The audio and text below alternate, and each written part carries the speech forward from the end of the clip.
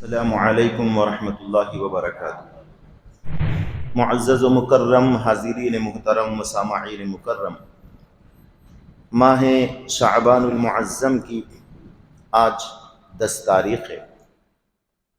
اس ماہ کی 15ویں شب برات کے نام سے مشہور و معروف ہے۔ حدیث مبارکہ میں شب برات کے 4 نام محدثین اور مفسرین سے منقول ہے۔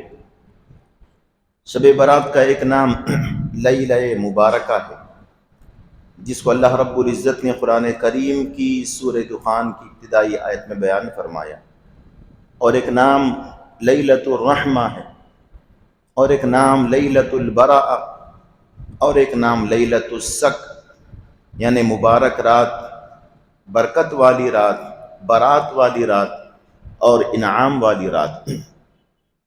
تو آئیے ہم شب برات سے متعلق اس کے جو اعمال اور اس کے جو وظائف و اوراد ہے اس کے متعلق گفتگو کریں، تاکہ اس رات کے آنے سے پہلے اس کے لیے کیا تیاری کرنی ہے ہر مسلمان کو اچھی طرح واضح ہو جائے۔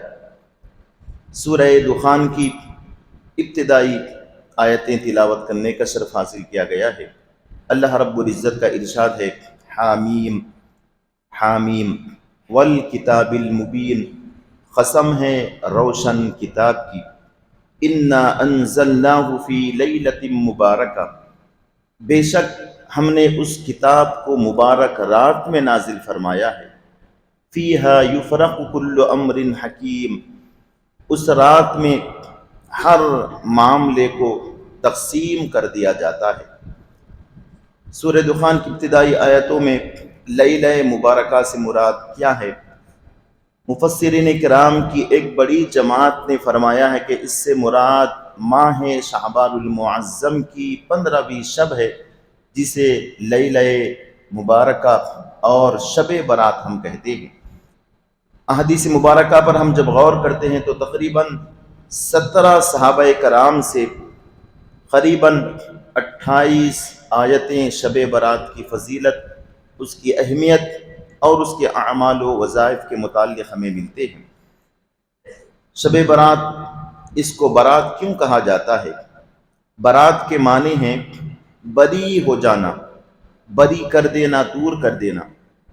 حضرت سیدنا غوث اعظم رضی اللہ تعالیٰ عنہ فرماتے ہیں کہ شب برات کو شب برات اس لیے کہا جاتا ہے کہ اس رات اللہ رب العزت توبہ کرنے والے مسلمانوں کو جہنم سے بری فرما دیتا ہے اور ان کے حق میں جنت کا پروانہ عطا فرماتا ہے، اور مشرکین کافرین کو جنت سے بری کر دیتا ہے اور ان کا ہمیشہ کا ٹھکانہ جہنم لکھ دیتا ہے۔ اب فرماتے ہیں کہ اللہ رب العزت گناہ گاروں کو گناہوں سے بری فرما دیتا ہے، اسی لیے نصف شعبان کی رات کو لیلہ براء یا شب برات کے نام سے ہم یاد کرتے ہیں۔ ام المؤمنین حضرت عائشہ صدیقہ رضی اللہ تعالیٰ عنہ سے روایت ہے، آپ فرماتی ہیں کہ میں نے حضور کو ماہ شعبان میں سے زیادہ روزے رکھتے ہوئے کسی مہینے میں نہیں دیکھا۔ ماہ رمضان کے فرض روزوں کے علاوہ حضور صلی اللہ علیہ وسلم شعبان کے علاوہ کسی مہینے میں اتنے روزے نہیں رکھا کرتے تھے۔ تو میں نے عرض کیا کہ حضور کیا بات ہے کہ آپ ماہ شعبان میں بہت روزے رکھتے ہیں؟ تو حضور نے ارشاد فرمایا کہ اے عائشہ، یہ وہ مہینہ ہے، اس میں ایک رات وہ ہے جس میں اللہ رب العزت اس سال پیدا ہونے والے بندوں، پیدا ہونے والے انسانوں کے تقدیر کا فیصلہ فرماتا ہے، اور اس سال جو اس دنیا سے رخصت ہونے والے ہیں، مرنے والے ہیں، ان کا بھی فیصلہ فرما دیا جاتا ہے، اور اس سال کس کو کتنا رزق ملنا ہے اس کا بھی فیصلہ فرما دیا جاتا ہے، اور اس مہینے میں بندوں کے اعمال اللہ کی بارگاہ میں پیش ہوتے ہیں اور ان کا رزق اللہ رب العزت کی جانب سے بندوں کے پاس پہنچتا ہے۔ تو عائشہ، جب میرے اعمال میرے رب کی بارگاہ میں پیش ہو تو کیا میں ایسی حالت میں روزے سے نہ رہوں؟ اسی لیے میں کثرت سے روزے رہتا ہوں۔ شب برات کے متعلق بہت ساری احادیث مبارکہ ہے۔ حضرت علی رضی اللہ تعالی عنہ سے روایت ہے، آپ فرماتے ہیں کہ حضور صلی اللہ علیہ وسلم کو میں نے ارشاد فرماتے ہوئے سنا ہے، اذا كانت لیلۃ النصف من شعبان فقوموا لیلہا وصوموا نہارہا، کہ اے لوگو جب نصف شعبان کی رات آ جائے، یعنی جسے شب برات یا لیلۃ البرات کہا گیا ہے، وہ رات آ جائے، فقوموا لیلہا، تو تم اس کی رات میں قیام کرو۔ قیام کا مطلب عبادت کرو، ذکر کرو، استغفار کرو، اللہ کی بارگاہ میں توبہ کرو، تلاوت قرآن کرو۔ وصوموا نہارہا، اور اس کے دن میں تم روزہ رکھو۔ فإن اللہ ينزل فيها لغروب الشمس إلى سماء الدنیا، کیونکہ جیسے ہی نصف شعبان کی رات آتی ہے، اللہ رب العزت غروب آفتاب کے ساتھ ہی آسمان دنیا پر نزول اجلال فرماتا ہے۔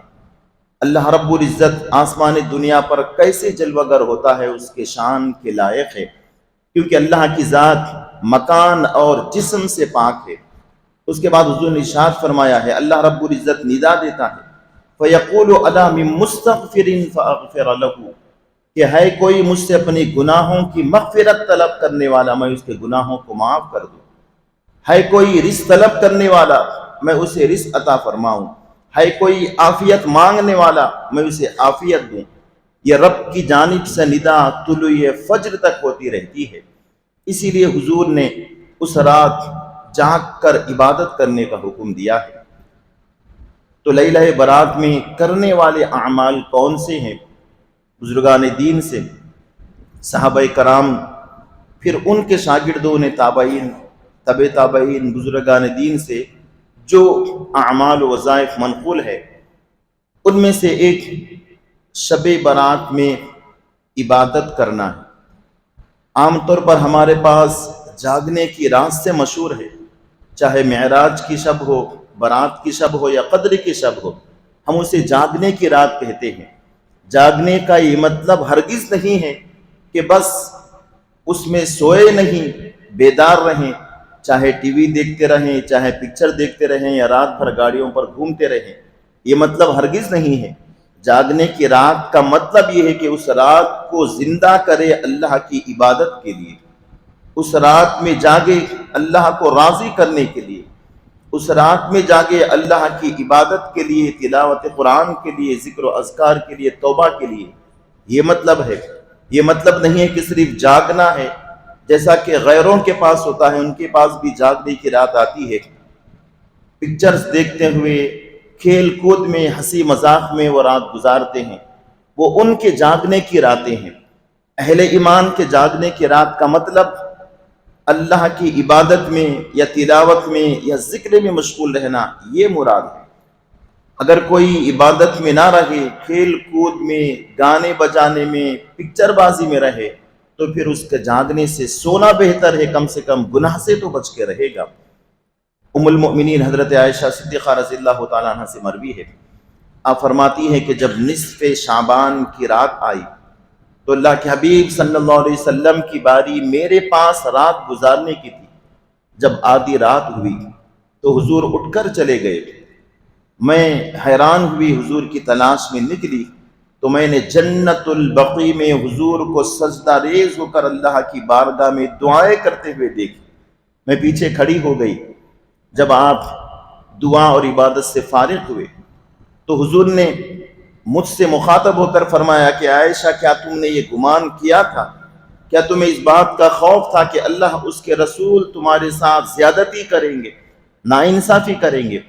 سنو، نصف شعبان کی رات ہے، اللہ رب العزت اس رات میری امت کے گناہگار بندوں کو اتنی تعداد میں، اتنی مقدار میں معاف فرماتے ہیں جتنی قبیلہ بنو کلب کے بکریوں کے بال ہیں، اتنی مقدار میں میرے گناہگار بندوں کو اللہ رب العزت معاف فرما دیتے ہیں۔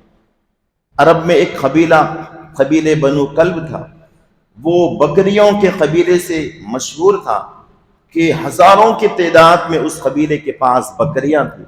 تو سمجھانے کے لیے حضور نے فرمایا کہ شب برات میں اللہ تعالیٰ اس قبیلہ بنو کلب کے بکریوں کے بالوں کے مقدار کے برابر میری امت کے گناہگاروں کو معاف فرماتا ہے۔ اور آپ نے ارشاد فرمایا کہ عائشہ جب لیلہ نصف شعبان ہوئی تو اس کی آدھی رات جب گزری تو جبرائیل آئے، انہوں نے عرض کیا کہ یا محمد ارفع رأسک الی سما، اے محمد صلی اللہ علیہ وسلم اپنے سر مبارک کو آسمان کی جانب اٹھائیے۔ تو میں نے پوچھا کہ جبرائیل کیا بات ہے، آج کے رات کی کیا خصوصیت ہے؟ جبرائیل نے عرض کیا کہ یا رسول اللہ تعالیٰ آج کی شب رحمت کے 300 دروازے کھول دیتا ہے، اللہ کے رحمت کے 300 دروازے کھل جاتے ہیں، آپ عبادت کیجئے، نماز ادا کیجئے۔ میں عبادت میں، نماز میں، ذکر میں لگ گیا۔ جب رات کا چوتھائی حصہ ہوا تو پھر جبرائیل آئے اور کہا کہ ارفع رأسک الی السما، اے محمد صلی اللہ علیہ وسلم اپنے سر مبارک کو آسمان کی جانب بلند کیجئے۔ میں نے آسمان کی جانب دیکھا تو آسمان کے پورے دروازے کھلے ہوئے ہیں۔ پہلے آسمان پر ایک فرشتہ آواز دے رہا ہے مبارک ہو اس شخص کے لیے جو آج کی رات رکوع میں گزارے۔ دوسرے آسمان پر ایک فرشتہ ندا دے رہا ہے مبارک ہو اس شخص کے لیے جو آج کی رات سجدے میں گزارے۔ اسی طرح تیسرے دروازے پر کوئی تلاوت قرآن کرنے والے کے لیے مبارکباد پیش کر رہا ہے، کوئی مغفرت طلب کرنے والے کے لیے، کوئی استغفار کرنے والے کے لیے، کوئی تسبیح کرنے والے کے لیے۔ تو میں نے جبرائیل سے پوچھا کہ کیا معاملہ ہے؟ تو عرض کیا کہ یا رسول اللہ آج کی رات بندے جو بھی اللہ کی بارگاہ میں دعائیں مانگتے ہیں، اللہ رب العزت کی رحمت کے دروازے فجر کے طلوع ہونے تک کھلے ہوئے ہیں۔ جو رب سے جو مانگنا چاہے مانگ لے، اللہ رب العزت قبول فرمائے گا۔ شب برات ماہ رمضان المبارک کا مقدمہ ہے۔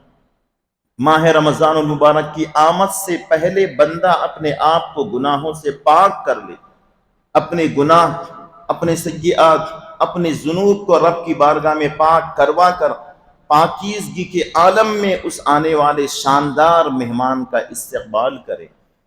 حضور اکرم صلی اللہ علیہ وسلم نے جہاں پر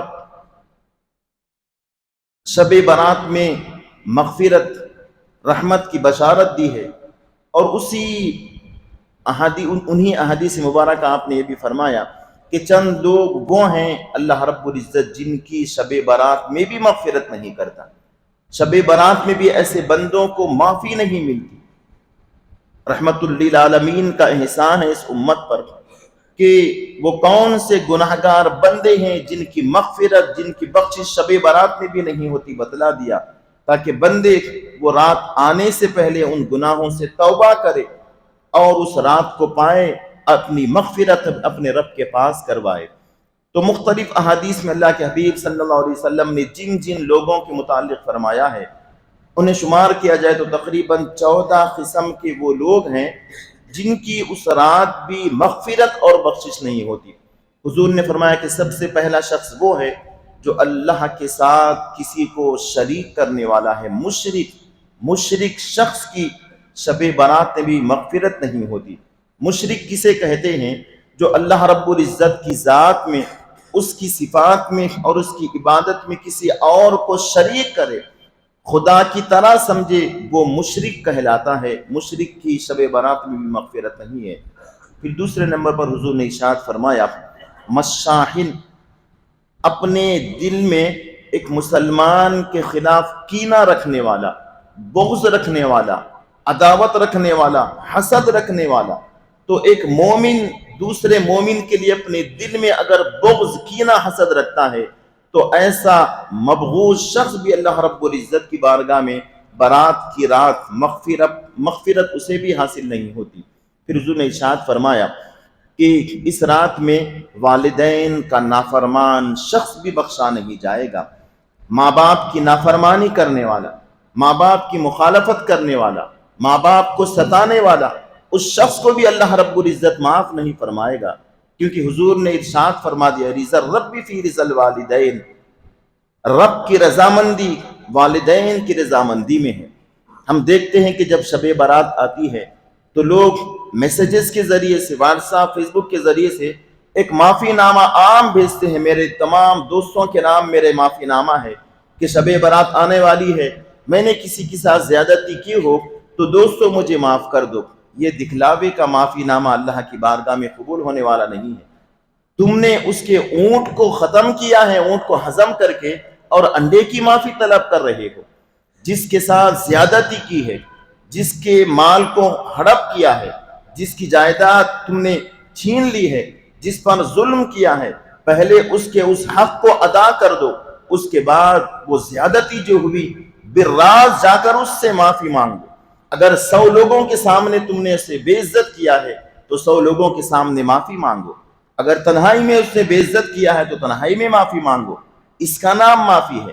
فیس بک واٹس ایپ پر ایک پوسٹ چلا دینا، میں تمام میرے دوستوں سے معافی مانگتا ہوں۔ اچھا عجب تماشا یہ ہے کہ دوستوں سے تو معافی مانگ رہا ہے، لیکن جس سے معافی مانگنا ہے اس کے پاس نہیں آتا۔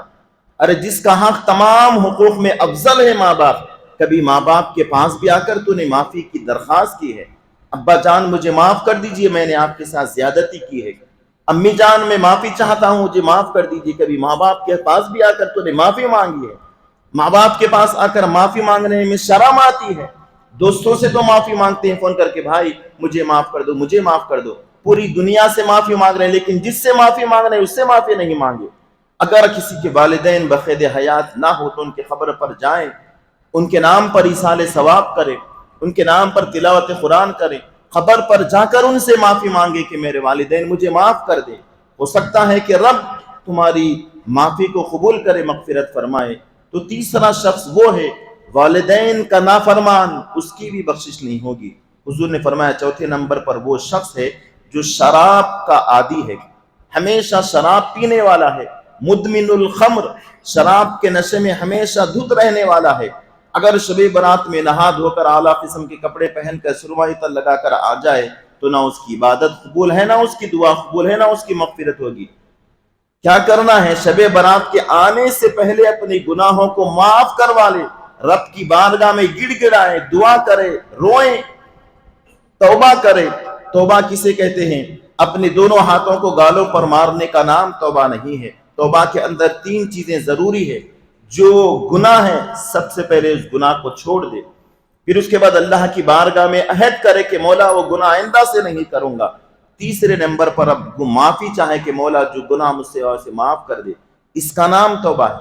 شام میں توبہ ہوئی پھر صبح میں گناہ کر رہے ہیں، فجر میں توبہ کی پھر شام میں گناہ کر رہے ہیں، اس کا نام توبہ نہیں ہے، یہ توبہ کا مذاق ہے۔ پھر حضور نے ارشاد فرمایا کہ 5ویں نمبر پر وہ شخص ہے جو سود کا کاروبار کرنے والا ہے، سودی کاروبار کرنے والا، انٹرسٹ پر پیسے دینے اور لینے والا۔ مجبوری کی صورت میں پھر بھی اگر کوئی لے تو اس کے لیے شریعت میں چند چیزوں کے لیے گنجائش رکھی ہے، لیکن سود کے پیسے لینے والا مسلمان بھی ہو اور سود کا کاروبار کرے، سود کا کاروبار اپنے مردہ بھائی کے گوشت کو کھانے سے بھی بدتر ہے۔ اللہ رب العزت کو سخت ناپسند ہے وہ شخص جو سود کا کاروبار، انٹرسٹ کے پیسے چلانے والا ہے۔ تو سودی کاروبار کرنے والا لاکھ سود کے کاروبار سے صدقہ کر لے، 1000 غریبوں کو کھلائے، سب وہ غریبوں کو کپڑے پہنائے، شب برات میں صبح سے لے کے شام تک لوگوں کو روزہ افطار کرائے، اس کا صدقہ قبول نہ، اس کی نیکی قبول نہ، اس کی عبادت قبول، اور اس رات اس کی بخشش نہیں ہوگی۔ تو اگر کوئی اس فعل شنی میں مبتلا ہے، شب برات سے پہلے وہ اپنے گناہوں سے تائب ہو جائے، اس گناہ کے کام کو چھوڑ دے۔ پھر اس کے بعد حضور نے فرمایا کہ وہ شخص جو زنا کرنے والا ہے، ناجائز تعلقات غیر عورتوں سے اور ناجائز تعلقات غیر مردوں سے قائم رکھنے والی عورتیں اور مرد، ان کی بھی بخشش نہیں ہوگی۔ شب قدر میں آ کر توبہ کر لے، لاکھ گڑ گڑائیں، لاکھ روئیں، لاکھ ناک لگ رہے، جب تک وہ گناہ زنا کا ہے جب تک نہ چھوڑی اس کی بھی مغفرت نہیں ہوگی۔ پھر اس کے بعد حضور نے فرمایا کہ جو رشتوں کو توڑنے والا ہے اس کی بھی مغفرت نہیں ہوتی۔ آج ہمارے معاشرے میں یہ عام بات ہو گئی ہے، ایک بھائی کا بھائی کے ساتھ اختلاف ہو گیا ہے، بھائی کا بہن کے ساتھ، بہن وہی کے ساتھ، چاچا کے ساتھ، خالو کے ساتھ، ماموں کے ساتھ قسمیں کھا لیے ہیں کہ میں مرے تک تیری صورت نہیں دیکھوں گا، میں مر جائے تو میرے جنازے میں تو نہ آنا، تو مر جائے تو میں تیرے جنازے میں نہ آؤں گا۔ تو مسلمان ہے، نبی کا کلمہ پڑھنے والا ہے۔ حضور نے ارشاد فرمایا کہ اگر کوئی مسلمان ناراضگی کے بعد 3 دن کے بعد آپس میں بات نہ کرے تو ان پر جنت حرام ہے اور اللہ ان کے پر دوزخ کو واجب کر دیتا ہے۔ تو حضور نے فرمایا کہ رشتوں کو توڑنے والا مسلمان، اس کی بھی بخشش نہیں ہوتی۔ اختلاف رہے، بھائی سے کبھی اختلاف ہو جائے، کبھی بہن سے، کبھی کسی سے، لیکن اختلاف کو ہمیشہ اپنے سینے میں دفن کر کے نہ رکھے، معافی مانگ لے، نہ معلوم کہ کب موت کا فرشتہ تمہاری جان نکالنے کے لیے آ جائے۔ آج ہم دیکھ رہے ہیں کہ ناچتے ناچتے گر گیا، اس کی موت ہو گئی ہے۔ دعوت میں کسی کے پیر میں مہندی لگا رہا ہے، بیٹھے بیٹھے اس کی موت ہو گئی ہے۔ کوئی بیان کر رہا ہے، مولانا بیان کرتے کرتے اس کی روح نکل گئی ہے۔ تو موت اچانک آ رہی ہے، یہ قیامت کی نشانی میں سے نشانی۔ حضور نے فرمایا اچانک موت آ جائے گی، کوئی اس کا سبب سمجھ ہی نہیں سکے گا۔ اور ابھی اچھا ٹہرا تھا، پانی پی رہا تھا، بیٹھتے بیٹھتے اس کی موت ہو گئی۔ تو رشتوں کو خطا کرنے والا اگر کوئی رشتوں کو توڑے ہیں، اپنے بہن کے ساتھ، بھائی کے ساتھ، رشتہ داروں کے ساتھ، فوراً ان کے پاس جائیں، ان سے معافی مانگے۔ غلطی نہ بھی ہو تو کیا بات ہے، اگر تم نے غلطی نہیں کی ہے، تم نے اسے معافی مانگے تو تم چھوٹے نہیں ہو جاؤ گے، ہم چھوٹے نہیں ہو جائیں گے۔ معافی مانگے، گلے ملے، سلام کرے۔ اب اس کے بعد وہ جواب نہیں دے رہا ہے تو اس کی مرضی ہے، آپ کے سر پر گناہ نہیں ہے۔ تو رشتوں کو توڑنے والا شخص، اس کی بھی معافی نہیں ہوگی۔ بدعقیدہ شخص یعنی جو صحابہ کرام کو، اہل بیت کو برا بھلا کہنے والا ہے، اور جو رسول پاک صلی اللہ علیہ وسلم کو خاتم النبیین نہیں ماننے والا، قادیانی قسم کے، چکڑالوی قسم کی، اس طرح کی جو بدعقیدگیاں رکھنے والے ہیں، صحابہ کرام اور رسول اللہ کی شان میں بے ادبیاں کرنے والے، ان گستاخوں کی بھی، بدعقیدگیوں کی بھی اللہ رب العزت مغفرت نہیں فرمائے گا۔ پھر حضور صلی اللہ علیہ وسلم نے ارشاد فرمایا، شب برات میں 14 لوگ ہیں جن کے اللہ رب العزت مغفرت نہیں فرمائے گا۔ ان میں سے جادو کرنے والا، جادوگر، اس کی بھی مغفرت نہیں ہوگی۔ جادو کرنے والا اور جادو کروانے والا، جادو کرنے والا تو اللہ رب العزت کی بارگاہ میں انتہائی مبغوض ہے، جادو کروانے والے ان کی بھی مغفرت نہیں ہوگی۔ جادو کا مطلب برے اعمال کے ذریعے سے کسی انسان کو پریشان کرنا، کسی کو مصیبت میں مبتلا کرنا۔ تو جادو کرنے والا، جادو کروانے والا، دونوں بھی اس رات بخشش کے مستحق نہیں ہے۔ اللہ رب العزت ان کی بھی بخشش نہیں فرمائے گا۔ کیا کریں؟ شب برات آنے سے پہلے اپنی گناہوں کی معافی اللہ کی بارگاہ میں مانگے، اور عہد کریں کہ مولا جو گناہ ہم سے ہوئے ہیں ان گناہوں کو معاف فرما، اور آئندہ سے ہم گناہ نہیں کریں گے۔ یہ ہمارے آقا کا احسان ہے کہ برات آنے سے پہلے ہمارے آقا نے بتلا دیا کہ مبارک رات ہے، اللہ رب العزت کی رحمت جوش میں ہے، 300 دروازے رحمت کے کھلے ہوئے ہیں، ہر آواز دینے والے کی آواز کو سن رہا ہے۔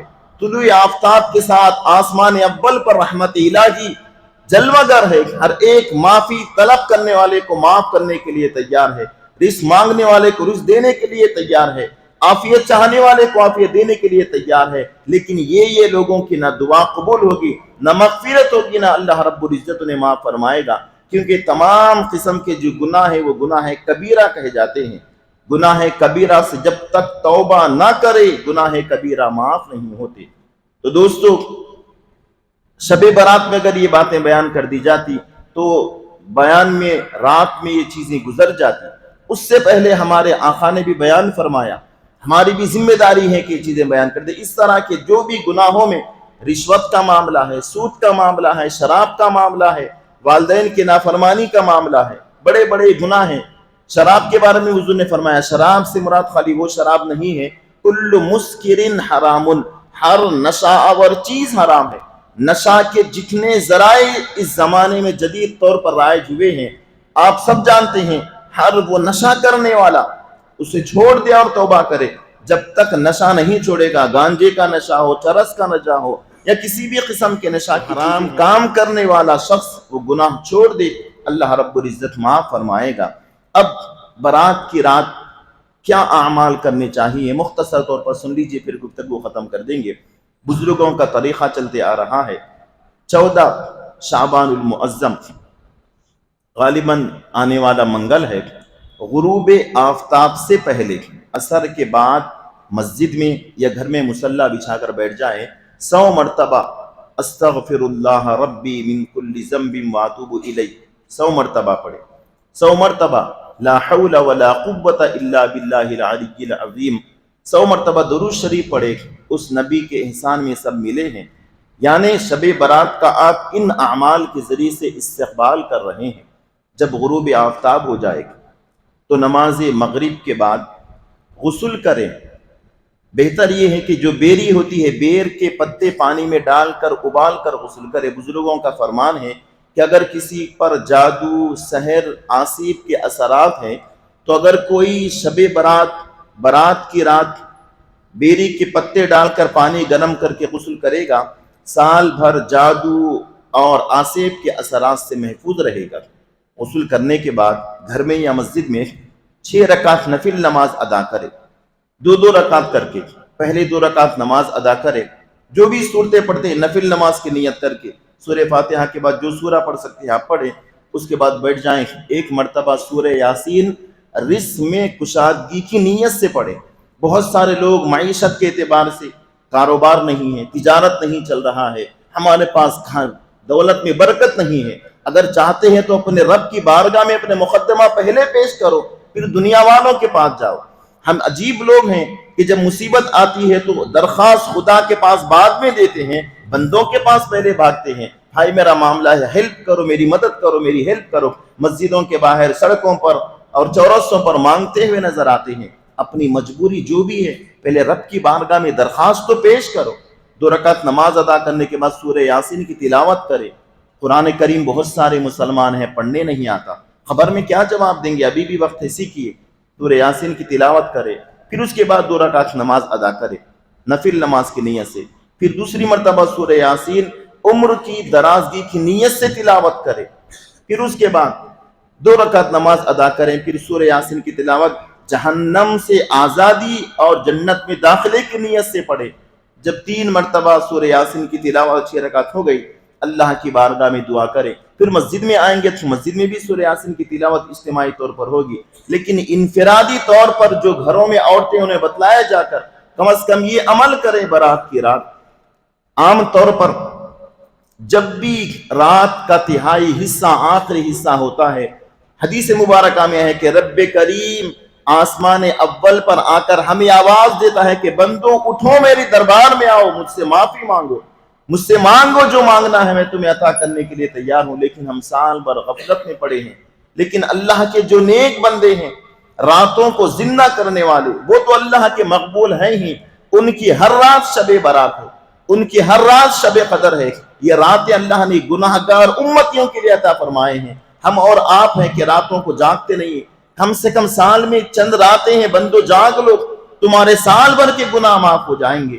اسی لیے اللہ رب العزت کے حبیب نے فرمایا غروب آفتاب کے ساتھ ہی فوراً آسمان اول پر رحمت الہی سایہ فگن ہو جاتی ہے۔ عام راتوں میں تیسری رات گزرنے کے قریب تہجد کے وقت اللہ رب العزت کی ندا آسمان سے ہوتی ہے، ہر رات رحمت الہی آسمان اول سے آواز دے رہی ہے آؤ۔ تو جب 6 رکعت پڑھ لی ہیں، جتنے مرد ہیں اپنے محلے کی مسجد میں یا کسی بھی مسجد میں نماز عشاء جماعت سے ادا کرے، جو اس کے ساتھ نوافل ہے پڑھے، صلاۃ التسبیح کا خصوصی طور پر اہتمام کرے، اور 14 رکعت رسول اللہ صلی اللہ علیہ وسلم سے نوافل بھی ثابت ہے، کم از کم وہ ضرور پڑھے۔ اس کے علاوہ اور بہت سارے نوافل ہیں، اگر چاہے تو پڑھے یا پھر تلاوت ذکر میں لگے رہیں۔ 14 رکعت نفل نماز 2 کر کے پڑھنا ہے، اس کے لیے کوئی صورتوں کی تخصیص نہیں ہے۔ 2 رکعت نفل نماز ادا کرتا ہوں اللہ تعالیٰ کے لیے، اللہ اکبر، سورہ فاتحہ کو 1 سورہ، اس طرح 14 رکعت جب مکمل ہو جائے تو بیٹھ جائے، بیٹھنے کے بعد 14 مرتبہ سورہ فاتحہ الحمدللہ رب العالمین، سورہ فاتحہ 14 مرتبہ پڑھے، اس کے بعد سورہ اخلاص قل هو اللہ احد 14 مرتبہ 14 ٹائم پڑھے، پھر سورہ فلق قل اعوذ برب الفلق 14 مرتبہ پڑھے، اس کے بعد سورۃ الناس قل اعوذ برب الناس 14 مرتبہ پڑھے، پھر اس کے بعد 1 مرتبہ آیت الکرسی اللہ لا الہ الا هو الحی القیوم، پھر سورہ توبہ کی ایک آیت ہے، آیت نمبر 128 لقد جاءکم رسول من انفسکم، اگر یاد نہیں ہے تو قرآن کریم دیکھ کر بھی پڑھ سکتے ہیں۔ یہ عمل کے بارے میں حضرت عبداللہ ابن مسعود، حضرت عبداللہ ابن عباس وہ عرض کرتے ہیں، فرماتے ہیں کہ میں نے حضور کو شعبان کی 15ویں رات میں اس طرح عمل کرتے ہوئے دیکھا۔ جب حضور 14 رکعت سے فارغ ہو گئے تو آپ نے 14 مرتبہ سورہ فاتحہ، 14 مرتبہ سورہ اخلاص، 14 مرتبہ سورہ فلق، 14 مرتبہ سورہ ناس اور 1 مرتبہ آیت الکرسی اور سورہ توبہ کی آیت نمبر 128 پڑھی۔ اس کے بعد دعا کی تو میں نے پوچھا کہ حضور یہ آپ نے جو عمل فرمایا ہے یہ کون سا عمل ہے، اس کا کیا فائدہ ہے؟ تو حضور نے ارشاد فرمایا کہ سنو، میں نے جس طرح عمل کیا ہے، جو میرا امتی اس عمل کو کرے گا اس کے نام اعمال میں 20 مقبول حج کا ثواب اللہ تعالیٰ عطا فرمائے گا، اور 20 سال کے مقبول روزوں کا ثواب اللہ رب العزت عطا فرمائے گا۔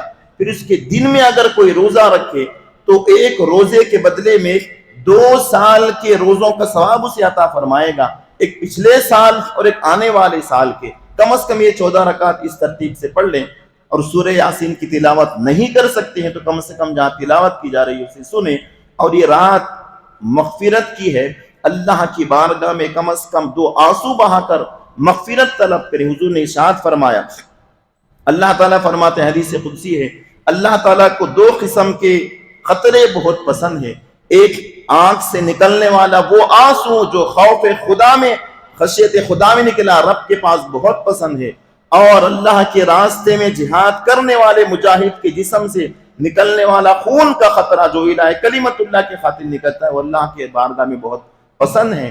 تو کم از کم رونا نہ آئے تو اپنے گناہوں کو یاد کر کر رونے کی صورت بنائیں۔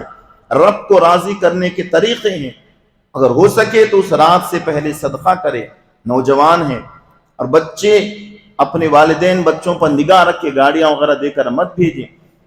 بابا گاڑی دیجئے، میں مکہ مسجد جا رہا ہوں، مکہ مسجد نہیں جائے گا، وہ گاڑی لے کر کسی اور مقام پر گاڑی کا ریسنگ کرنے کے لیے جائے گا۔ تو والدین کی ذمہ داری ہے بچوں پر نگاہ رکھیں۔ نوجوانوں، یہی عمر ہے نوجوانی کی عبادت، نوجوانی کی محنت، پڑھائی، بڑھاپے میں جوانی کی عبادت بڑھاپے میں کام آتی ہے۔ تو نوجوان کی جو عبادت ہے اللہ رب العزت کے پاس بہت پسند ہے۔ بوڑھے ہو گئے ہیں تو وہ کچھ کر نہیں سکتے، خواہشات دم توڑ گئے ہیں۔ نوجوان خواہشات رکھتے ہوئے اپنے نفس کی گردن پر پیر رکھ کے رب کی بارگاہ میں آئے تو اللہ رب العزت کو بہت پسند ہے۔ تو کم از کم سال میں یہ ایک رات ہی صحیح، اب اس کے بعد تو ماہ رمضان مبارک کی آمد ہونے والی ہے، تو جو شب برات میں یہ اعمال کریں گے اپنے لیے بھی دعا کرے، اپنے عزیزوں کے لیے، اپنے دوستوں اور رشتہ داروں کے لیے، تمام امت مسلمہ کے لیے، عالم اسلام کے مسلمانوں کے لیے عافیت کی دعا کرے، ایمان پر خاتمے کی دعا کرے، اور رسول اللہ صلی اللہ علیہ وسلم کا پابندی سے عمل برات میں زیارت قبور کا بھی رہا۔ اہل سنت و جماعت کے معمولات میں سے برات کی رات میں قبرستان کی زیارت کرنا بھی سنت رسول صلی اللہ علیہ وسلم ہے، جو ہمارے پاس دکن کے علاقے میں بلکہ ہندوستان میں جہاں پر اہل سنت و جماعت کے لوگ رہتے ہیں، مساجد ہیں، عبادت کے بعد کوئی فجر کے بعد جاتے ہیں، کوئی راکھی میں جاتے ہیں، زیارت قبور کرنا یہ سنت ہے۔ اب بعض لوگ کہتے ہیں کہ رسول اللہ نے 1 مرتبہ قبر کی زیارت کی تھی، 1 مرتبہ کر لینا کافی ہے۔ اگر آپ کے لیے کافی ہے تو کر لیجئے، ہمارے نبی کے 1 مرتبہ کا عمل ہمارے لیے دلیل ہے۔ اور ام المومنین خود فرماتی ہیں، بخاری شریف کی حدیث ہے، جب جب میرے پاس رسول اللہ کی رات میں باری ہوتی تھی، ہر رات آپ جنت البقیع تشریف لے جایا کرتے تھے۔ تو ہمارے آقا کی سنت ہے، تو اپنے جو مرحومین والدین ہیں ان کے قبروں پر بھی جائیں۔ ایصال ثواب مسجد سے بھی ہو سکتا ہے، لیکن خاص سب قبر پر جائیں گے تو روح کا تعلق جسم کے سڑنے کے بعد بھی قبر سے ہوتا ہے۔ جب قبر پر جائیں گے تو روح کو معلوم ہو جائے گا کہ میرا بیٹا میری زیارت کرنے کے لیے آیا ہے، میرا بھائی آیا ہے، میرا پوترا نواس آیا ہے۔ مرحومین کا بھی حق ہے، ان کے حق میں مغفرت کی دعائیں کرے۔ اس طرح پوری رات عبادت میں گزارے، دوسرے دن روزہ رکھے۔ رب کائنات کی بارگاہ میں دعا ہے کہ مولا کریم ہم سب کو شب برات کی عظمتیں، برکتیں، رحمتیں اور مغفرتیں عطا فرمائے۔ مولا ہم میں جو گناہ گار ہیں اس شب برات کے آنے سے پہلے ہمارے گناہوں کو معاف فرما دے۔ مولا جس طرح تو نے ایمان اور اعمال صالحہ کی زندگی عطا فرمائی ہے، اسی ایمان پر ہم سب کی موت نصیب فرما۔ وآخر دعوانا ان الحمد للہ رب العالمین وما علینا الا البلاغ۔